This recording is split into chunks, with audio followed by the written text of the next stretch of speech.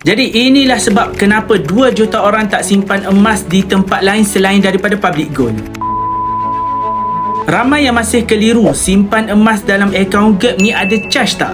Jawapannya tiada sebarang cas simpanan langsung. Public Gold sediakan platform akaun Gap ni khas untuk bantu rakyat simpan emas dengan selamat. Serendah RM100 pun dah boleh bermula. Buktinya ramai penyimpan emas yang tegar dah kumpul lebih 1 kilo bak emas dalam akaun mereka. Dan mereka tak pernah pun dikenakan cas penyimpanan. Cas hanya dikenakan kalau tuan-puan nak keluarkan emas secara fizikal. Contohnya tuan-puan nak pegang gold bar ataupun dinar, barulah ada sedikit kos pengeluaran ataupun logistik. Tapi selama emas itu disimpan dalam akaun Gap, ianya 100% selamat, telus dan bebas cas simpanan. Kalau anda simpan emas di platform lain, cuba semak semula. Ada tak cas tahunan atau spread yang terlalu tinggi? Di Public Gold semuanya transparent, patuh syariah dan anda boleh jual beli 24 jam terus daripada akaun Gap. Itulah sebab ramai penyimpan emas yang yakin dengan Public Gold. Sebab platform ini dah terbukti paling stabil dan dipercayai sejak tahun 2008. Jadi tunggu apa lagi? Yang belum ada akaun Gap boleh isi bit biru untuk anda bantu mulakan simpanan emas dengan 1 gram pertama hari ini.